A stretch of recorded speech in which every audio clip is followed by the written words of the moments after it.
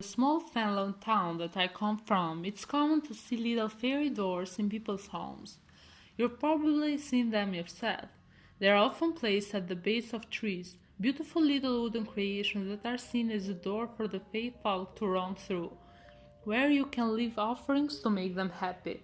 Rather than at the base of the trees, we have them in our actual houses. People will spend money on having them installed in new builds here.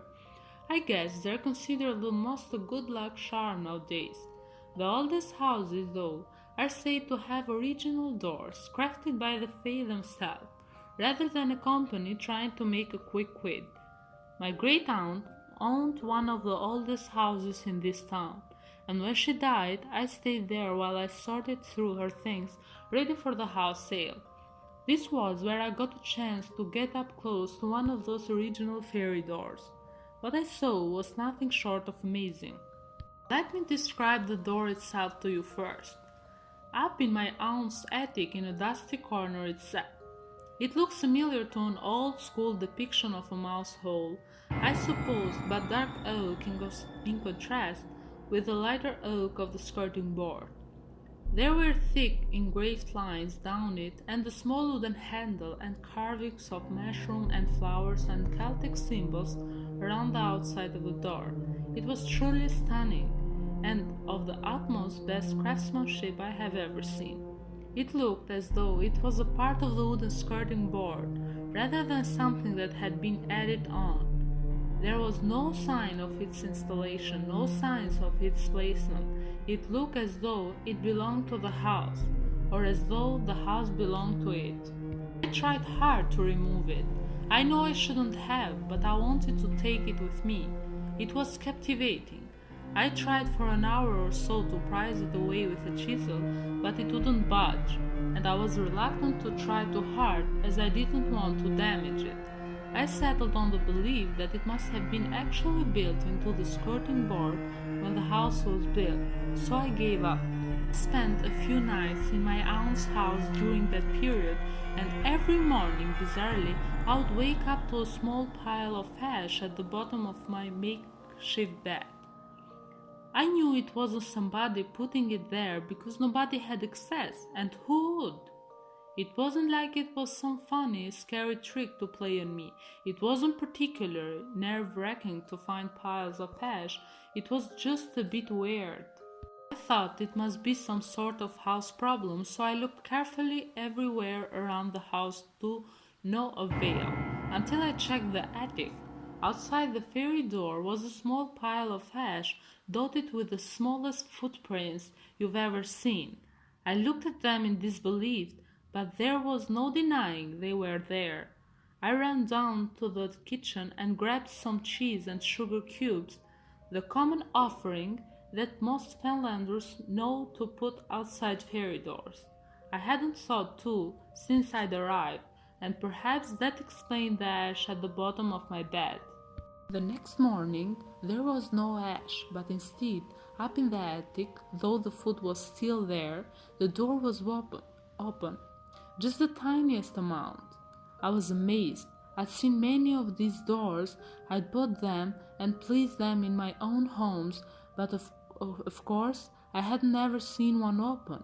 I got down on all fours and with my little finger opened it a bit farther.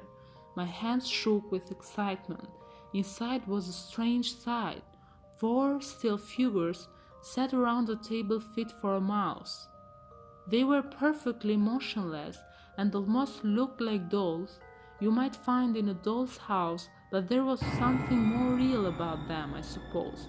They had lilac-colored skin and dark purple hair, and they sat frozen like statues. Each figure had wings that dropped onto the floor. They were dead, I realized with disappointment. Such beautiful creatures gone. On the table were small plates, heartbreakingly empty, apart from one, which I had a trace of the cheese I had left outside the door. There was something so devastating about looking at this tiny folk, I couldn't stand it. I reached inside, just about able to fit my hand through and still see them, and gently tried to stroke the cheek of the closest one with my little finger. Instantly, it turned into ash, falling into a pile on the floor, truly gone. I did that same thing to the next and the next, putting them to rest. I want to do the same to the fourth and final one, but as I reached towards it, it suddenly lifted its head up and opened its tiny mouth wide. Hundreds of pin-like teeth gleamed at me, and before I had the chance to snatch my hand away, they sunk into my little finger. It stung like hell. I extracted my hand immediately, of course, and ran out of the attic. I heard the little door slam shut behind me. There wasn't much of a wound, just loads of small red pink pricks on my finger, but it shook me up. I'd been expecting it to pass peacefully like the others. Instead, I'd been taught a lesson about poking my hand into people's homes. At least I knew it was alive though. Throughout the rest of the stay at my aunt's, I made sure I left plenty of offerings, and the ash at the bottom of my bed never returned. The door didn't open again either. I wrote a clause into the house sale that the owners should agree to keep the original fairy door, and I told them that the offerings were very important. They were a nice local family, so I'm confident they obliged. I hope that the last one isn't too lonely now, with its friends, its family gone. Finger healed within days of the bite, but one strange thing I have noticed since is whenever I get under the weather and develop a cough, I will cough up some ash at some point during the illness. It doesn't really cause me any bother, it's just a reminder of one of my experiences with the fairy folk. There were others, perhaps you'd enjoy them. Okay, I hope you enjoyed this story, and as always, don't forget to subscribe and also hit the bell to turn on notifications for other videos. Thanks for watching.